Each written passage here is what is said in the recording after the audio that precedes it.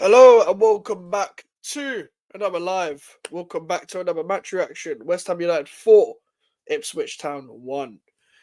Make sure to leave a like as you're coming in if you're watching back live, or if you're watching live or watching back on playback. As well, if you didn't manage to catch it live, leave a comment as well if you're not watching it live. But listen, big up to everyone as you're coming in. Leave a like as you're coming in. Subscribe if you're new. We're on the road to 1K subscribers. We're trying to hit that as soon as possible.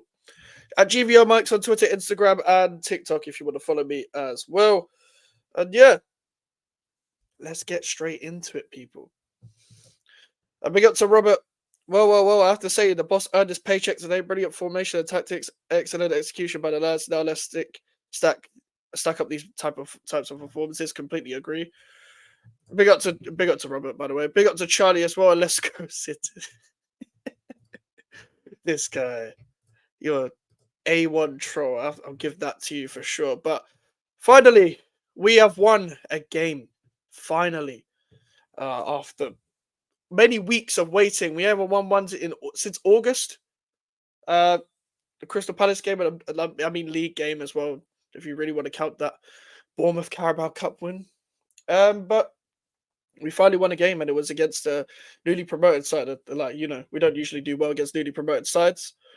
Yeah, I wasn't expecting 4-1. Everyone knows that I'm naturally negative anyway. And I was naturally negative on my match preview. On the match preview, I was legit just thinking, like, they're going to turn up. They're going to be a bit harder to beat. And they're just going to give us a game. Give us a game. And they didn't give us a game at all. In fact, I think they're heavily relying... I've completely fucked up my mic there. They're completely relying on their home form to stay up, Ipswich. So when we hit them, when we rattled them in the first minute, we actually scored early for once. I know we conceded early after that, but we actually was the one that scored first early instead of the other team for once. Then we managed to rattle them. We managed to rattle them a little bit. I'm actually so happy with everything with us today. I have zero complaints. I don't have zero complaints, but I don't have complaints. I have criticisms, but we need to just keep this up. If they really want to shut me up, they've got to keep this up. There's nothing. I'll get into everything later, but must be easy to be the leader of the ADL today. Listen, getting on to the first goal. I was very happy with Antonio scoring. Very happy. That's gonna bring his confidence a lot higher because he's probably going to be the regular number 9 again because Fulkirk is taking time to get back to fitness. So it's going to be him regardless, and Lopetegui likes him anyway. But if he plays like the way he did today, which he didn't, don't get me wrong, he still drifted away from his position. But if you stay in the middle, if you just stay in the middle and you get the chances that you actually get the service, strikers don't usually get service at this club, then that's what happens. Like, the thing is with the first goal as well, what I really liked about it is that usually on that kind of attack, for example, when Wan-Bissaka is overlapping, someone like a Bowen, maybe not even a Bowen necessarily, but wingers would usually just pass it to the right back and get an easy pass, and the cross comes in, and then the defender clears it. And I think the defenders from Ipswich were expecting Bowen to do that as well, but Wan-Bissaka took the man away. Bowen found that cross from that position, and we scored straight away. Of course, by the way, it was Kalvin Phillips that gave the ball away. Of course it was. The guy had an absolute disaster class today. Shock? No, I'm not shocked. I am not shocked that he had a disaster class. And people were like, but it was because he didn't have any game time and he was settling into January, and that's why he performed so bad under us. And but this player, but the manager, but this player. No, it was just because he's not good enough. And because Kalvin Phillips has never been to that level. And he showed it again today by being one of Ipswich's worst players today. Kalvin Phillips and Ben Johnson, the two players that I never rated. Well, not never rated. With Ben Johnson at some point in 2021, I would have. But just in general, I don't rate. And said that those were the only two signings from Ipswich that I don't rate. Performed like absolute shit today. Thank God. Thank God they didn't put a masterclass against us. Two former players. I was so happy with that. Everyone knows. Everyone knows I'm going to be happy with that regardless. But we gave them a game. And listen, I'm not overly guessing it because if you want to be competing for Europe, and you want to be competing with the likes of the Villas eventually, and trying to get top four and all this.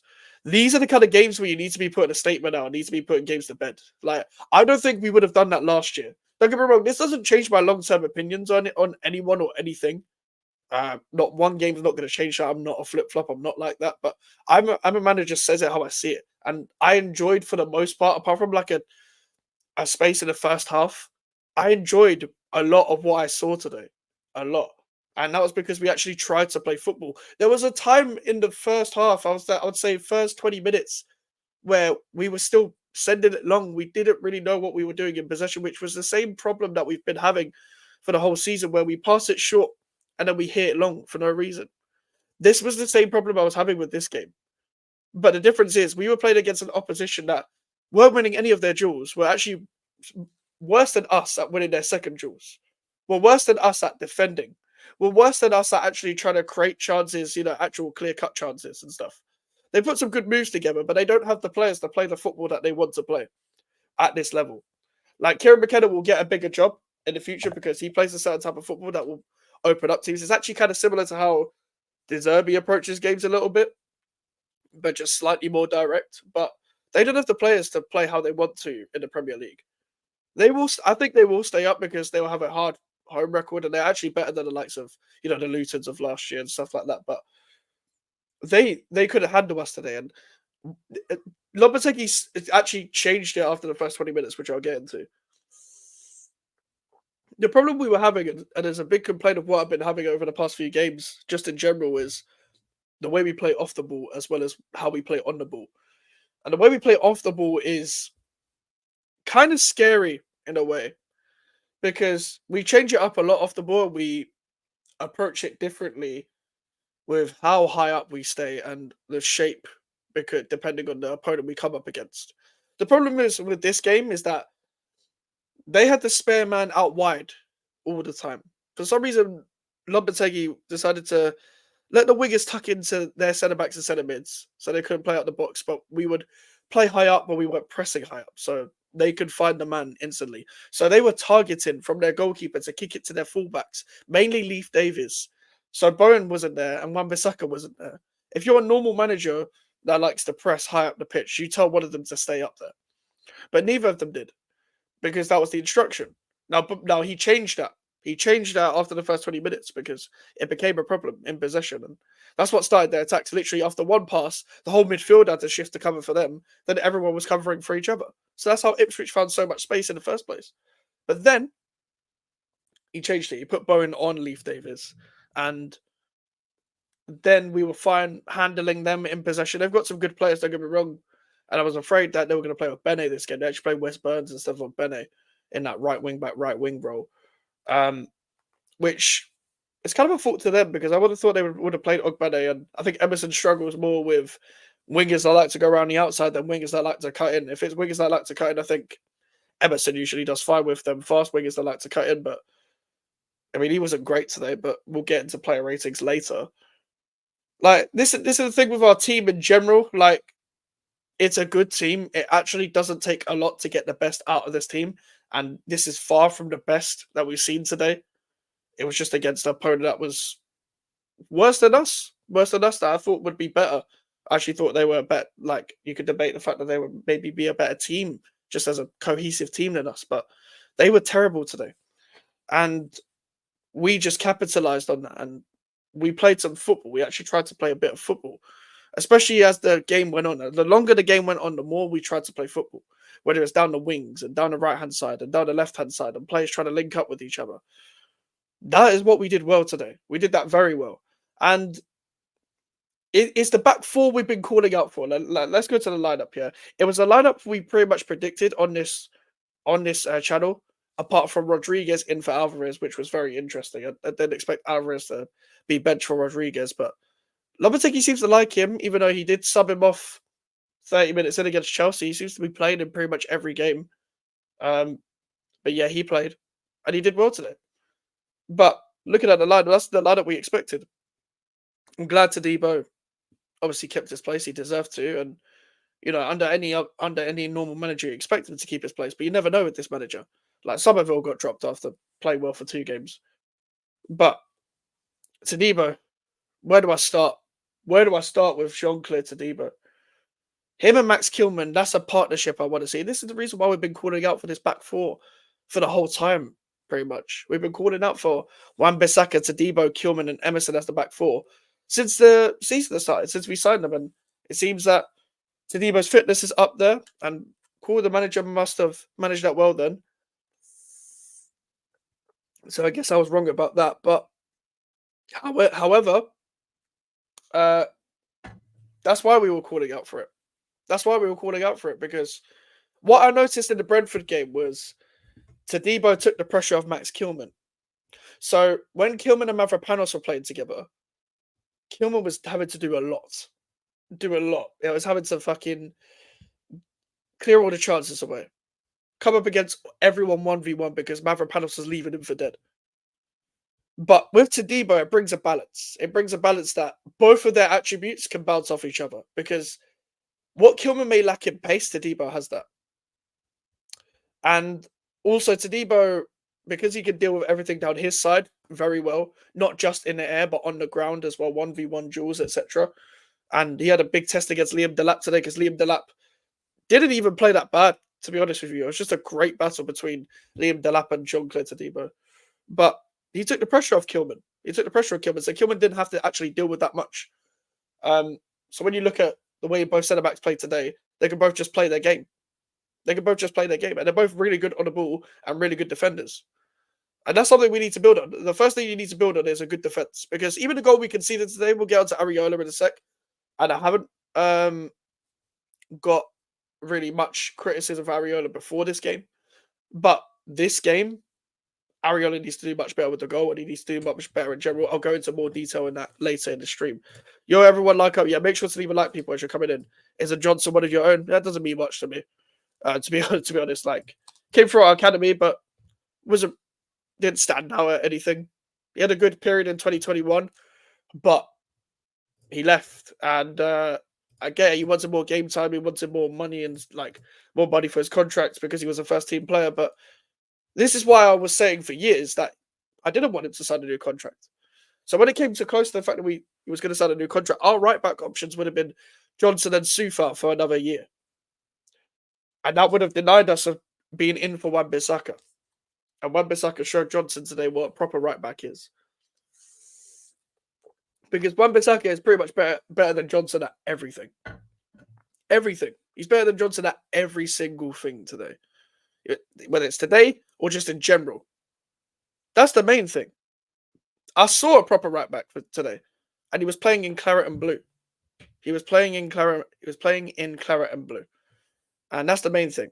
So in hindsight, not even just in hindsight, just in general, we saw the better right back.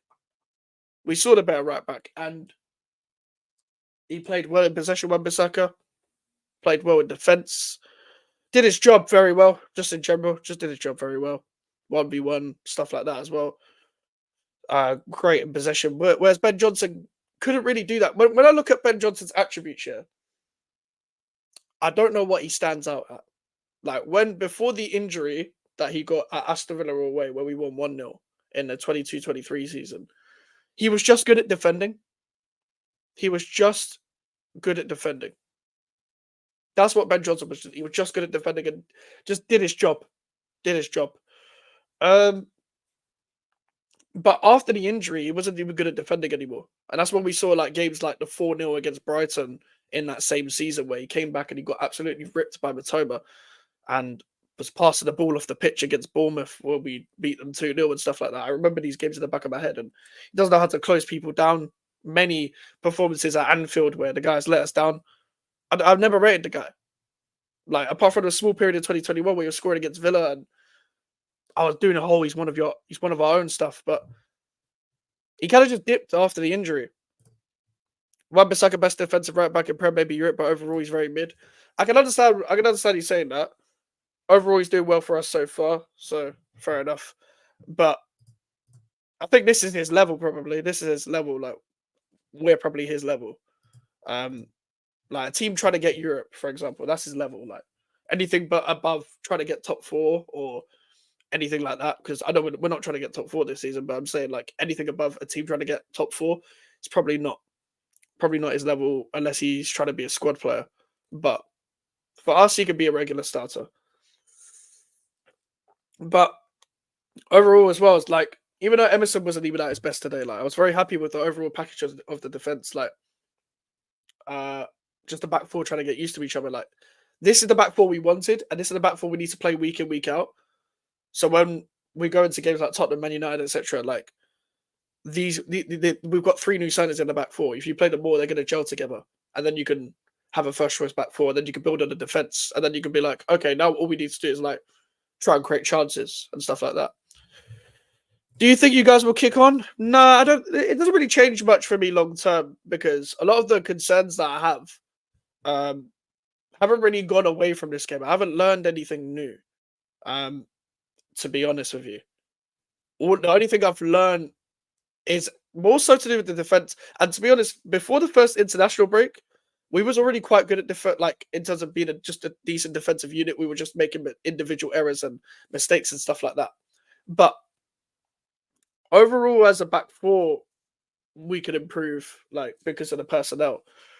But attacking wise, in possession and stuff like that, even though we played a bit more football today, and even though the manager addressed his mistakes in this game, I feel like he's going to make the same mistakes in the next few games because that's kind that's kind of the patterns of what I've been seeing throughout the season so far. He will address a mistake within the game, but then he'll make the same mistake in the next game, like just tactically or lineup wise and stuff like that as well. But listen, if we're talking about just the individual game, I haven't got many complaints. I haven't got many. It's just that 20 minutes in possession where we're just hitting it long for no reason because the players don't want to come. Well, the midfielders aren't and being instructed to come short for the ball and stuff like that as well.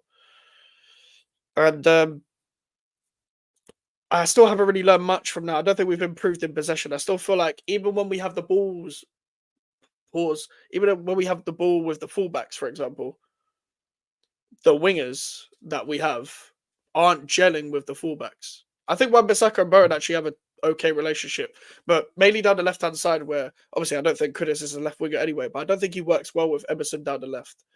I think Paquetá needs to strictly be a left centre mid to link up with Emerson and to link up with whatever winger that we have. Obviously, I'd play Somerville, but it's still things in possession I don't like. I don't think Antonio necessarily even suits the style of football just because he likes to drift out wide a lot.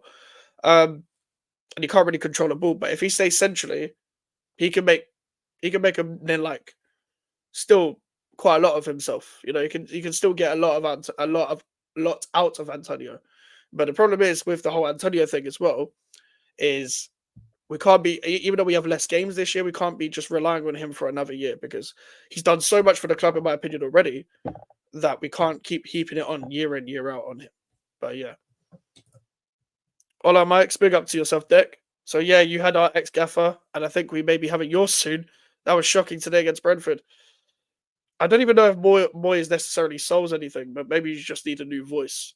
You know, if he plays a back four, I don't know if you're even linked with Moyes, but if Moyes comes in and he plays a back four, I don't think your team's suited to a back four. I think we see that with Gary O'Neill, but maybe you just need a new voice. I'm not too sure, but I haven't seen any of the goals today. I just saw the scoreline, which mental scoreline. I'm gonna watch that match of the day later. But yeah, Wolves are quite shite right now. No offense, Deck, but you know that already. And I know a lot of your. I forgot your name. The name of the director or the owner. He got a lot of. I know. I saw he got a lot of criticism today. I know you've been heaping on about the higher ups as well. So they're getting the criticism they deserve. So, but yeah, going back to this game, very happy overall. Like, this is the thing as well. What we still need to stop doing, like, I know it was by an individual error as well, but we need to cut the individual errors in general. Like Areola today didn't need to do what he needed to do. Like Mavropanos against City, for example, Emerson against City as well. Like just a few individual errors that will come up to my head. We need to cut that out because we're coming up against Tottenham and Man United, and although Man United aren't good, and you never know with Tottenham. Tottenham are quite a purple patch team. we can't afford to make those mistakes against them just because Man United, you never know. They can still punish you, even though I do think we'll probably get something against them at our ground. We probably won't at Tottenham away because I just don't think we will, even though we haven't lost an away game yet. But this game doesn't really change anything for me. It doesn't change anything for me in the long term. Would I still sack this manager? Yeah, I would. I don't think I can't see what we're trying to do in terms of a general team, a general style of play, in terms of us trying to be cohesive and all of that stuff. I don't believe that this game really has told me anything new that I didn't already know. I knew Tadibo was going to be an upgrade on what Mavropanos was. I knew this back four would be good enough. I haven't seen much more different from the attackers so far. But what I will say, what the manager still needs to change is Wan-Bissaka going on the inside of Bowen going on the outside, because they did change up today. They did keep taking turns to be in the pockets, etc. But Bowen needs to stay in the pockets because you know the goal Bowen scored today and the 2 assists Bowen got are the areas Bowen needs to be in, not on the touchline. Those are the areas that I've been heaping on about throughout the whole part of the season that I've been watching this club under this manager so far. Wan-Bissaka, get on the touchline, do your thing. Sometimes, if you want to put a cross in, you can. Not really asking you to do that either, but Bowen in those areas in the pockets where he can take people on, that's where he needs to be. He needs to be that way he can just shoot.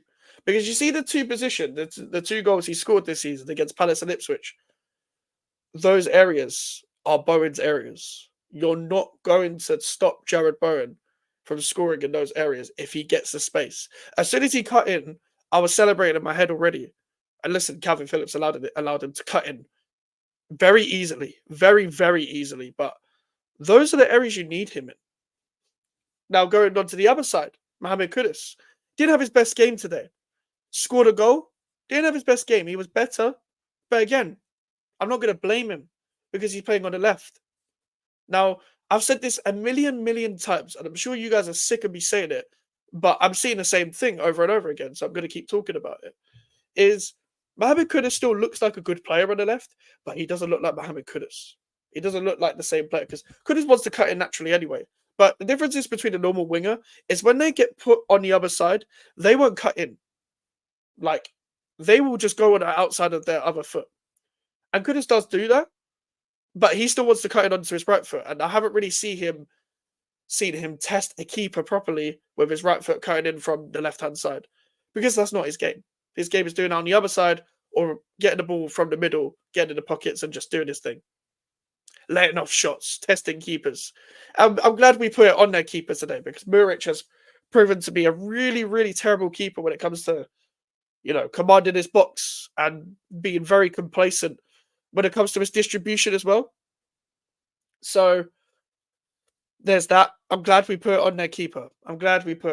Because that's just a case of, taking your chances and make sure you're leaving it all out there. I can say that about this team today is that we left everything out there. We didn't have these opportunities where we could have tested the quality of their keeper, and we didn't, because we've had that before, like in the previous years of West Ham, where we've come up against a shit keeper, but we've not had any shots against them.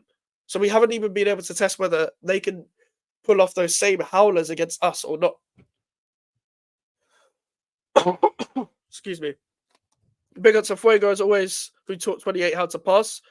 Yeah, I'll get on to Souček in a minute because played very well today. Do you think we'll beat Spuds? Nah, I don't think we will, but it's also because the first game from international break, we saw from the previous game of the international break, like against Fulham, that this manager is known to fuck up a lineup when he wants to. Don't get me wrong, not everyone performed well today, but we should probably just keep this lineup for the time being. For the time being, we should probably just keep this lineup, just to have a consistent lineup for the near future.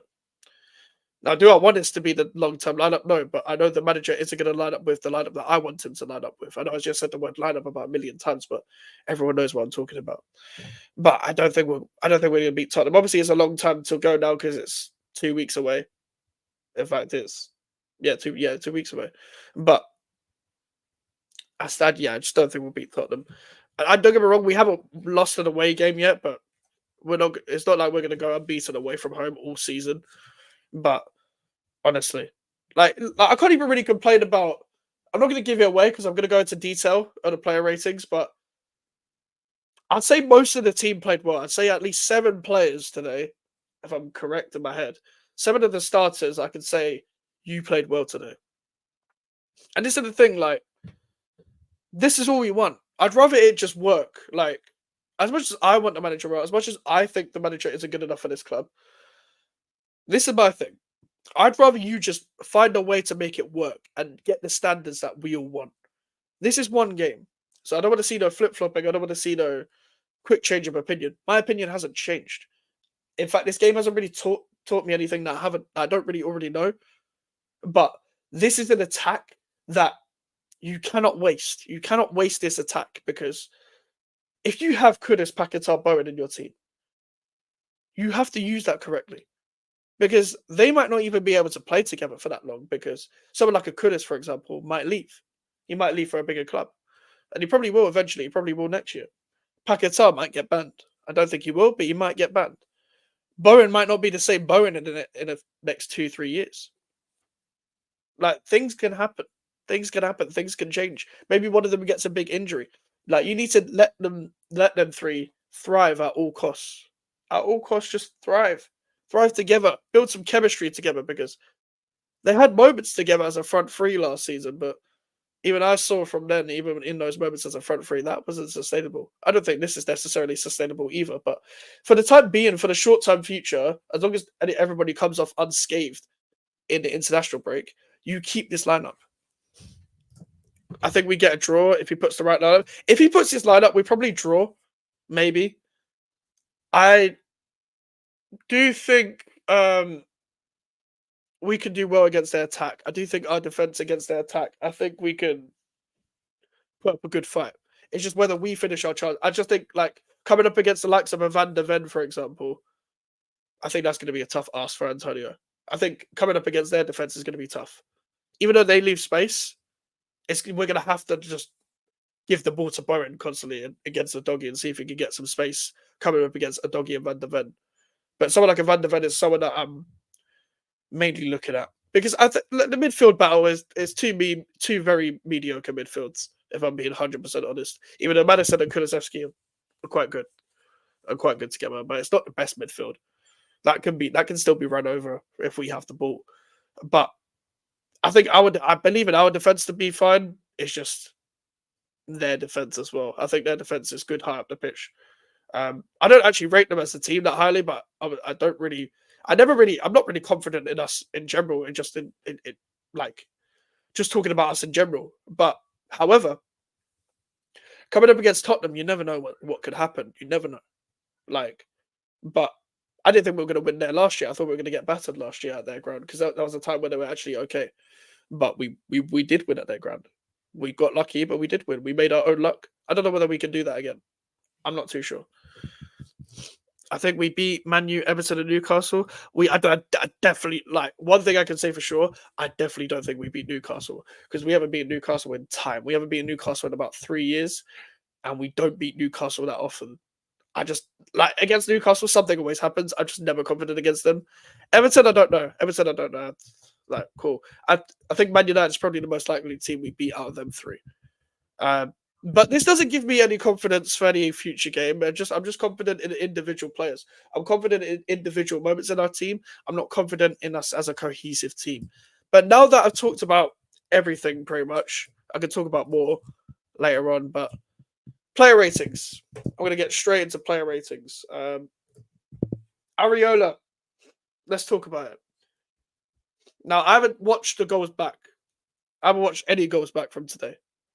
But from my angle in the ground, and I talked to people that watched the game on TV as well, that was his fault for the goal. And it looked very clumsy for you to even let that in the first place. But also, the kicking today. Now, what Areola has over Fabianski is the kicking. What Fabianski has over Areola is command in the box. My only criticism of Areola before this game is actually punching the ball too much, which is what he does a lot. Now, don't get me wrong, he can punch a ball far. He can punch a ball very far. Like, from the other side to the pitch, from like pretty much to the halfway line from his box. which is a far punch. However, the kicking today, horrible, horrible kicking. Like most of it went off. He nearly lost the ball one of the times as well. Probably the worst game I've seen him play for this club. And I can see the manager shouting at him as well, but manager always shouting. I'm going to give Ariola a 3. I'm going to give Ariola a 3 out of 10 for his performance. Aaron Wan-Bissaka, one of the better performances of today, and back to pretty much his best. He had 2 games against Fulham and Chelsea. He was okay against.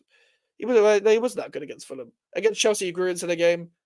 But when he grew into the game, it was over anyway. They were already winning 3-0. Against Brentford, he was good, and against Ipswich, he's been good.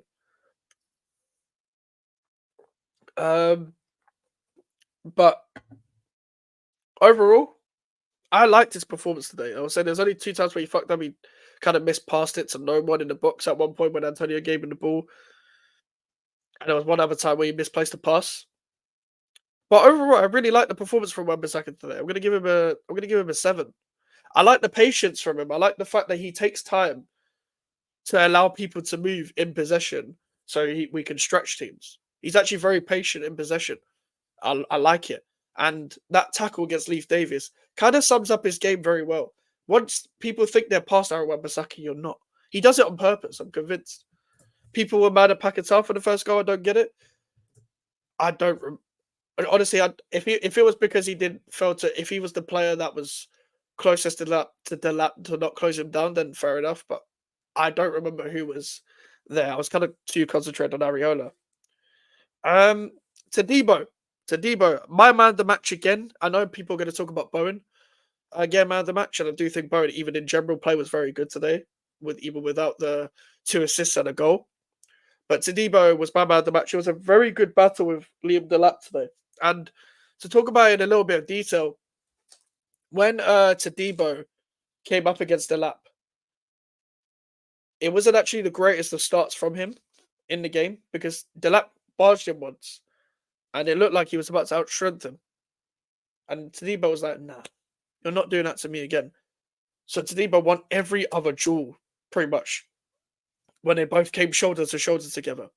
You know, Tadibo showed his strength. I didn't actually realize how big the guy was until I watched him live for 90 minutes, like properly for the first time at the ground. Now, he does kind of have he reminds me of, when Zuma before the injury at Chelsea, but better, is kind of what Tadibo reminds me of. The pace, the strength, the reading of the game, the ability to come and collect the ball. He doesn't actually look fast, but he is actually rapid. He's rapid. They're not going to get past him. There's not going to be a lot of centre-backs that get past him. He's not Van der Ven quick, but he's quick. These are the kind of defenders you need in the high line, especially when you're setting up as a team where you're not actually pressing high enough to play in this high line. So there's going to be a lot of pressure on you anyway. But Tadibo handles all the chances coming up to him very well. All the strikers and stuff like that. Well, not all the strikers. He's only come up against 2, but that was a great battle with Liam Delap, and he held his own. And he should hold his own. But I'm very, very, very, very happy with Tadibo being our starting centre back, and we're going to get on to Kilman in a sec. His acceleration is funny. It is funny, to be fair. That's the thing. What you just said, the way he runs, and makes him look slower. He runs a little bit like Zuma does because of the build and the pace that he has. It makes him look slower than he actually is, but he's not slow at all. That is exactly what you said, pretty much. They try and get past him, they can't. They can't get past him. But his centre-back partner. Oh wait, I didn't give a rating. Shit. Tadibo, I'm going to give an 8 out of 10. 8 out of 10. Back-to-back man of the match performances from him, in my opinion, and was very crucial to us conceding less today. Also, I know Areola pulled off that 6 save against Delap, but I'm still giving you a 3 out of 10. It was still a horrible performance. Max Kilman. Again, this guy he's been amazing so far. I was talking about this with a couple of people today. If I'm looking at him overall, I'm being very nitpicky with his mistakes so far. The only real one that I can say, okay, you did really bad for that, was the Jimenez goal for Fulham. and because that's someone he knows very well as well. Like that's someone he played with at Wolves. And don't get me wrong, Mavropanos should have let the ball go in that situation in the first place. But that's the only situation where I'm like, you could have done better there. You could have done better there. I'm looking at you specifically. But this is like he's still been our best player this season so far, and it's definitely going to be in contention for Hammer of the Year if he keeps it up like this. And it's probably going to go under the radar in terms of team of the season because we haven't won that many games. I think overall, I love his game. Like he got better and better throughout the game as well. It's the ability to intercept, tackle, and then be patient enough to pick up the pass when we can start attacks. And he finds passes that are not too risky, but are the clever passes. As a ball playing centre back should be. Jota and that one corner today. Joe, I know the corner you're talking about. With the Jota one, I blame more Fabianski for that because he's marking someone else. So he's ended up in that situation in the back of the goal. Fabianski should command this box, in my opinion, from that. He seems lazy when jumping and defending headers, but Kilman is good. I don't even think he's lazy. I think he's just not great at jumping. I don't think he's jumping is his game. I think we might have to watch out for that. There's probably going to be strikers that dunk on him, unfortunately, but that's probably his weakness, I'd say. I think my concerns about Kilman was whether he could do it in the back four, and when someone's running against him, when he's been taken down to the channel, is he going to be able to handle himself? So far, we haven't had to see that much, and so far so good. He isn't the quickest. But that's why I think Tadimo comes in. I think they complement each other very well. I also think he's brought a sense of leadership within the back four as well. Like him and Tadimo are both kind of leaders. When I watch them closely, they're both very commanding. So I think that's really helped. And Wan-Bissaka is very good at communicating as well. He kind of just does what he needs to, and so does Emerson. I'm going to give Kilman a 7. I really like Kilman's performance. And yeah, just like the ability to impress pretty much every game. Keep that up, man. He needs to keep that up because you're coming up against Solanke next. So please, just keep it up. Emerson at left back. Now, Emerson was probably one of the performers today where he didn't perform to his best, but I do think it's because of the way we set up. I do look at it overall. I know I've just complimented pretty much 3 of our defenders, yeah, but the best players of last season, for example, was Edson Alvarez, Emerson, Paquetá, Kudus, Bowen. Like, if I'm looking at them 5, they've all dipped this season because it's not been a coincidence. It's because of the way we set up. And they dipped last season. They dipped in the back end of last season as well because Moyes had lost the dressing room because of his tactics and stuff. Like they didn't even look like they wanted to play last season. And it kind of looks not like this season where they've lost it, where the manager has lost the dressing room. But it's just in the way we set up. They just don't look inspired by what is happening. They don't look like they know what they're going to do. I think Emerson is suffering because of that. I don't think he's been terrible. I don't think he was terrible this game. Don't get me wrong. He wasn't making like mad errors or anything, but he just wasn't Emerson. And I don't think the manager knows how to get the best out of these kind of players. But I would happily play him over Crespo any day. So I'm going to give Emerson a 6. A 6. I don't think he was terrible, but I just don't think he was Emerson. I'm going to get onto this comment after the player ratings. I'm going to start your comment because I'm going to get onto that after, just so I don't forget. Rodriguez, heavily improved performance today. I don't like people that write off signings that have just joined into the Premier League for the first time. And Rodriguez, don't get me wrong, he wasn't great against Chelsea, but that was mainly because of the setup, because no one was great against Chelsea. And against Brentford, I thought he did suffer a bit. He did suffer quite a lot. And to be honest, I don't think it's a good idea to have Rodriguez, Souček, and Paquetá as the midfield going forward. But today, he didn't let anyone have the ball. He didn't even get a yellow card today, which was great. So no one got a yellow card from us. No rush challenges. Didn't let Hutchinson have space when he was onto him, and the other midfielders and Jack Clark and whoever was getting the ball and Liam Delap at times. He played how he did against Palace. Where when he was touch tight to players, he just won the ball and got the ball and just did his thing. And I was really impressed with him. I'll go 7 out of 10 for Guido. Hopefully he can keep that up. He's given Edson Alvarez a run for his money, I guess, but I would play Alvarez over him overall still. All right, let's get on to Thomas Souček. I know some people have been waiting for me to talk about Thomas Souček. I thought he was really good today. I thought Thomas Souček was really, really good. And when people talk about like Souček and the criticisms and the the things he does well, let me tell you this, yeah. Souček didn't score today, but this was his best performance. Because when I talk about the Brentford game, for example, I don't think he performed well, but he scored, cool, whatever. What was the other game? Against Palace, he didn't play well in the first half, played well in the second half. Um, but he scored in the game, so people act like he was like man of the match or something. I actually didn't think he was that bad against Liverpool either at Anfield. Um, I felt sorry for him against Chelsea because he played in a deeper position. That's not his game. But today, when we got the ball on the floor, he barely lost the ball. Don't get me wrong, he's not made for this type of football, like, because they're going to get touch tight to him, and he's not great under pressure. He's quite rash, but he did his job today. He did his job as a midfielder. He played with Wan-Bissaka, Rodriguez, and Bowen really well today. He just kept it ticking. And listen, if you perform like that, then I'm not really going to complain about you. Don't get me wrong. I still think we would need to play Soler there instead if we're going to play possession type football. But overall, I was really happy with his performance. Really happy with his performance. Like the tackling as well. Like we all know that he's good at tackling anyway when he's not being taken on 1v1 by a mobile number 10. But he won the ball well. Does everything he does already well off the ball anyway. But even on the ball today, which is what I'm mainly going to compliment you as a box-to-box midfielder, did very well today. Wasn't a nuisance. So I'm going to give you a 7. A 7 out of 10. I thought he was really good. Jared Bowen. Actually, no, that's a weird order. Let me go Paquetá. Paquetá. I thought Paquetá was just kind of there.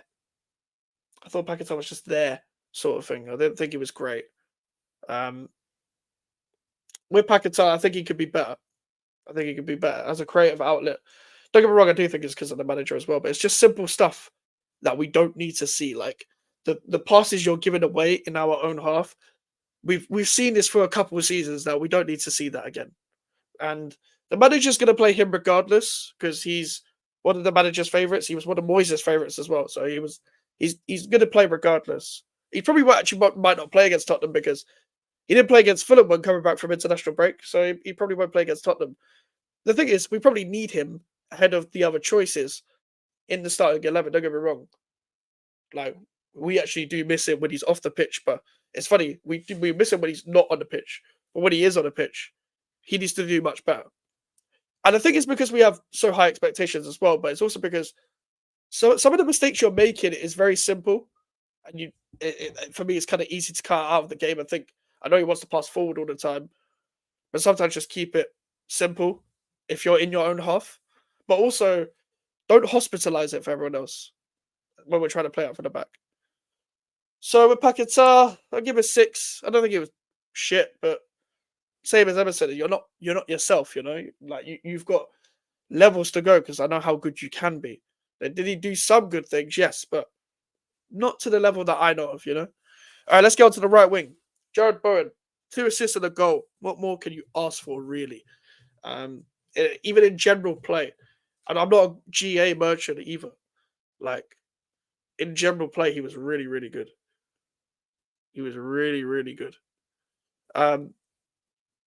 Being in the positions that he needed to be in at times, more so than usual. You know, being in the pockets, not being on the touchline. We need him just strictly in the pockets. You see the way he skipped past Phillips? Those are the positions we need to be in. You see the goal against Crystal Palace? Those are the positions Jared Bowen needs to be in. So I'm going to go with 8. 8 out of 10. Like, 2 goals to assist. Great outside of the ball assist for Paquetá as well. The ability to score his own goal. The cross for Antonio. The assist he made today was smart assists. The goal he scored was smart. Everything he did was smart and simple. He didn't do anything stupid either. So 8 out of 10. That's a Jared Bowen performance right there. That's a Jared Bowen that we all know. But that's because Jared Bowen was used right today. He wasn't used wrong today. Missed this whole stream because my drunk stepmom. Fair enough, man. You can always watch it back on playback. Mohamed Kudus. They gave it out of 8 out of 10 for Bayern. Fair enough. Mohamed Kudus. Again, he's playing on the left. I can't really fault him too much. I don't even think he played bad today. But he's not the Mohamed Kudus we know because he's not playing in the right position to get the best out of him. So, because just to keep it short and not to repeat myself so much, I'm gonna go with 7. I'm gonna go with 7. I think he was just. I think he was decent. I think he was decent. I think he played good.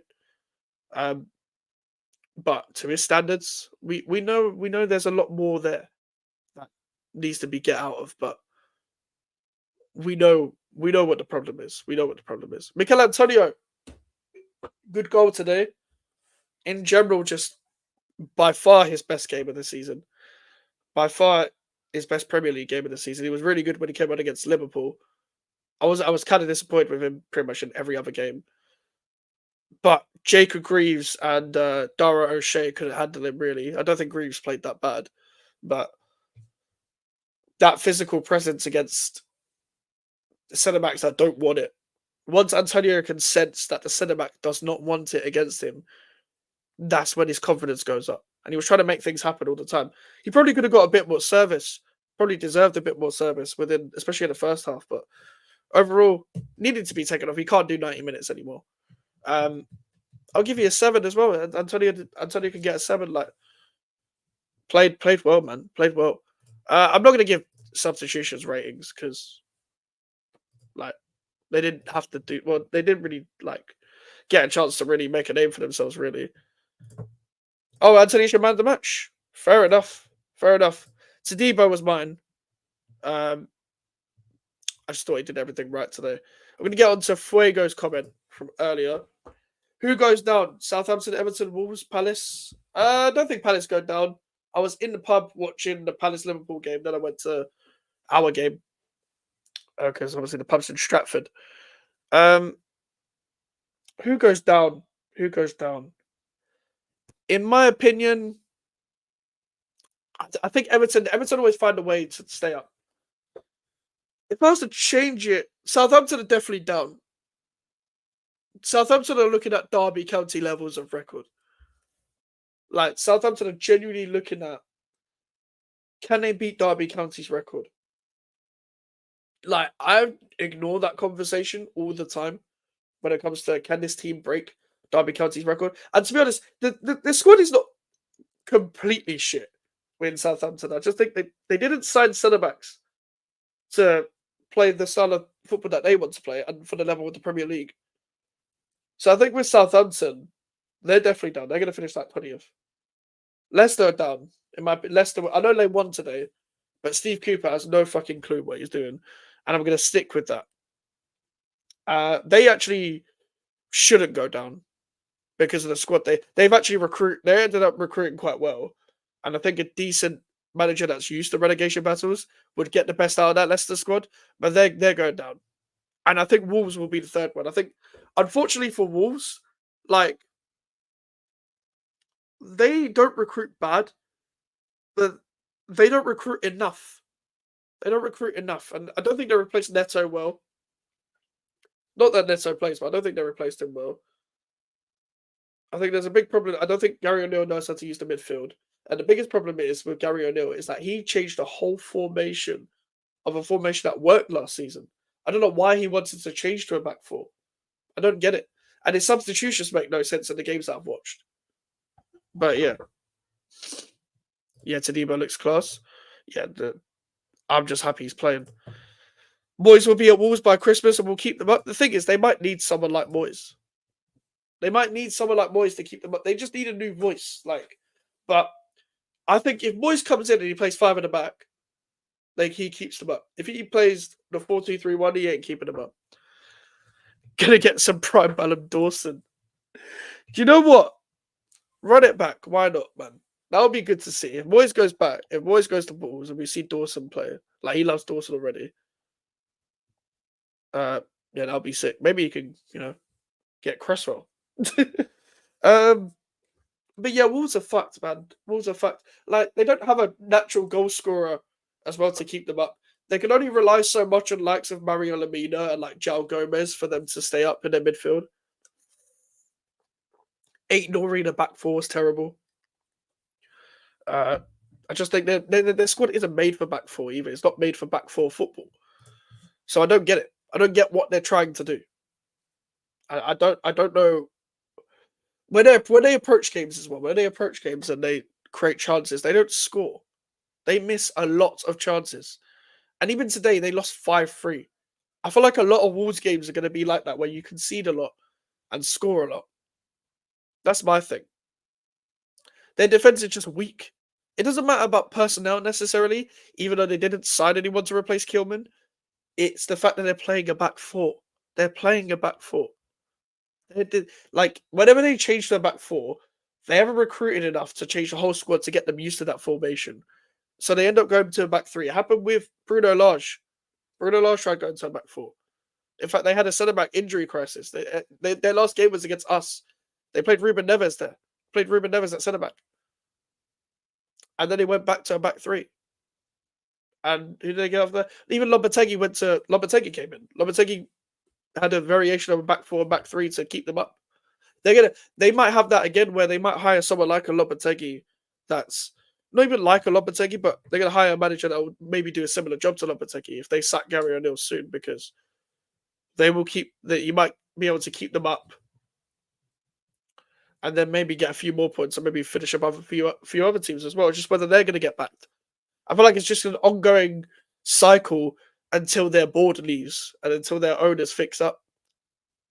Because we all know that's the main issue when you really look at Wolves' situation.